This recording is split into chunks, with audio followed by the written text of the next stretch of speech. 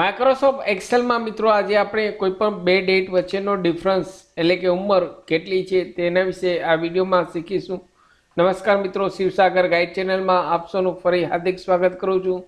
અહીંયા સ્ક્રીન પર જો છો બે ડેટ ટાઈપ કરેલ છે, તેમનું યર, મંથ અને ડેઝ મિત્રો ફોર્મ્યુલાની મદદથી થઈ શકે. તો તે ફોર્મ્યુલા આપતા પહેલાં આપ સૌ પહેલાં કંટ્રોલ પેનલમાં કંટ્રોલ પેનલમાં રિજનલ એન્ડ લેંગ્વેજમાં જઈ અહીં એડિશનલ સેટિંગ્સમાં ડેટની અંદર અહીં શોર્ટ ડેટમાં DD-MMYYY ટાઈપ કરી લેશું. DD-MMY 4 ટાઈમ્સ ટાઈપ કરી એપ્લાય કરી ઓકે આપશો. ત્યારબાદ જ અહીં આપ કમાન્ડ આ કરશો તો અહીં હું આપને પ્રેક્ટિકલ કરી બતાવું છું. અહીં બે બર્થ ડેટ અહીં ટાઈપ કરેલ છે. અહીં તેમની ઉંમર કેટલી થઈ, અહીં birth date as on today date, તો અહીં ઇઝ ઇક્વલ ટુ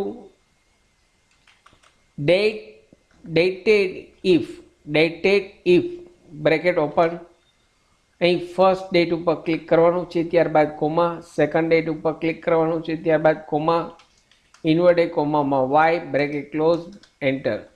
અહીં વર્ષમાં મિત્રો 13 વર્ષ અહીં ઉંમર થઈ. હવે મંથ આપણે કેટલા થયા તે ફાઇન્ડ આઉટ કરવું છે.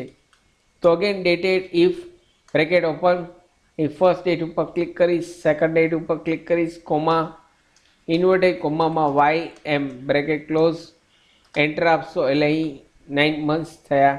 હવે દિવસ શોધવા માટે ડેટેડ ઇફ બ્રેકેટ ઓપન, અહીં ફર્સ્ટ ડેટ ઉપર ક્લિક કરીશ, કોમા, સેકન્ડ ડેટ ઉપર ક્લિક કરીશ, કોમા, ઇન્વર્ટેડ કોમામાં એમડી બ્રેકેટ ક્લોઝ કરી એન્ટર આપશો એટલે અહીં 8 દિવસ થયા. અહીં આ બર્થ ડેટ અને આજની તારીખ વચ્ચે અહીં ઉંમર જોઈએ તો 13 વર્ષ 9 મહિના અને 8 દિવસ મિત્રો થયા.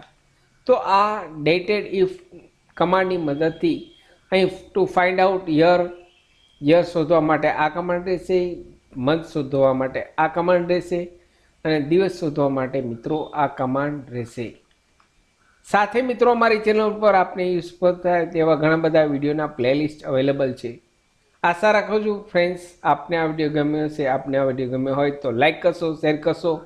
નવા હો તો અમારી ચેનલને સબસ્ક્રાઈબ કરવાનું ભૂલશો નહીં. ફરી મળું છું નવા વિડીયોમાં નવા ટોપિક સાથે. ત્યાં સુધી મિત્રો જય હિન્દ, જય ભારત.